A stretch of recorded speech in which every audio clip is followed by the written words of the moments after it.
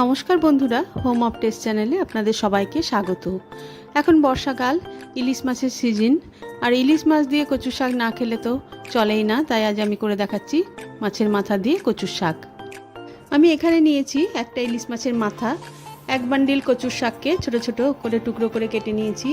এছাড়া ফোড়নের জন্য নিয়েছি 2টো শুকনো লঙ্কা, 1 চামচ 5 ফোড়ন, 2টো তেজপাতা।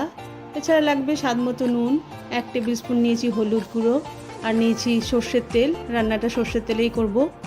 এছাড়া নিয়েছি আমি অল্প পরিমাণে চিনি, আপনারা মিষ্টি পছন্দ না করলে দেবেন না, আর কয়েকটা চেরা কাঁচা লঙ্কা। কচু শাকটা প্রথমে আমি সেদ্ধ করে নেব। তার জন্য কড়াইয়ের মধ্যে দিয়ে দিলাম একটুখানি জল, আর জলের মধ্যে দিয়ে দিলাম অল্প একটু হলুদ আর নুন। জলটা ভালোভাবে গরম হয়ে গেলে কচু শাকগুলো দিয়ে 10 মিনিট মতো আঁচটা কমিয়ে আমি ঢাকা দিয়ে রেখে দেবো।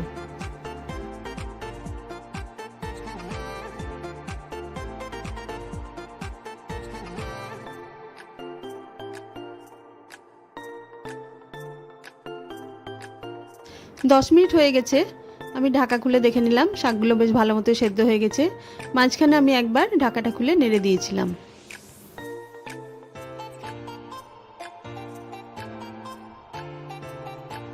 সেদ্ধ শাকগুলো থেকে এবার জলটা আমি ঝরিয়ে নিলাম। যতটা সম্ভব খুন্তি দিয়ে আমি ভালোভাবে চিপে চিপে নেব।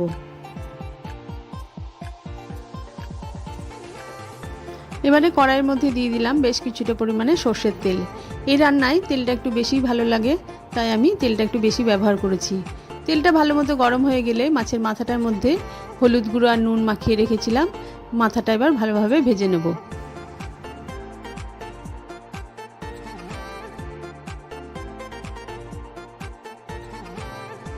মাথাটা আমার ভালো মতো ভাজা হয়ে গেছে। একটু সরিয়ে নিয়ে ওই তেলের মধ্যে দিয়ে দিলাম 2টো তেজপাতা, 2টো শুকনো লঙ্কা, আর 1 টিস্পুন 5 ফোড়ন ও কয়েকটা চেরা কাঁচা লঙ্কা। ফোড়নটা আমার ভালো মতো ভাজা হয়ে গেছে।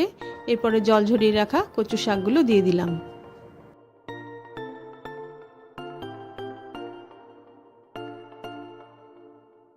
এবারে দিয়ে দিলাম স্বাদ মতো নুন, অল্প একটু হলুদ গুঁড়ো এবং অল্প একটু চিনি।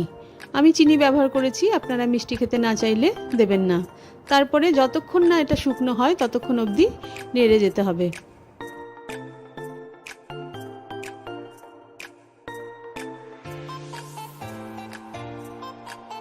রান্নাটা থেকে আমার তেল ছাড়তে শুরু করেছে। সব শেষে দিয়ে দিলাম 1 পিস পাতিলেবুর রস। তারপর একবার নাড়াচাড়া করে আমি গ্যাসটা বন্ধ করে দেবো। তৈরি হয়ে গেল আমার ইলিশ মাছের মাথা দিয়ে কচুর শাক।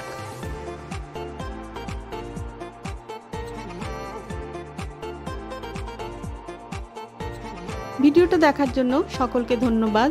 এই রান্নায় খুব কম জিনিস লাগে এবং খেতে অসাধারণ হয়। কেমন লাগলো একবার করে দেখবেন এবং কমেন্ট করে জানাবেন।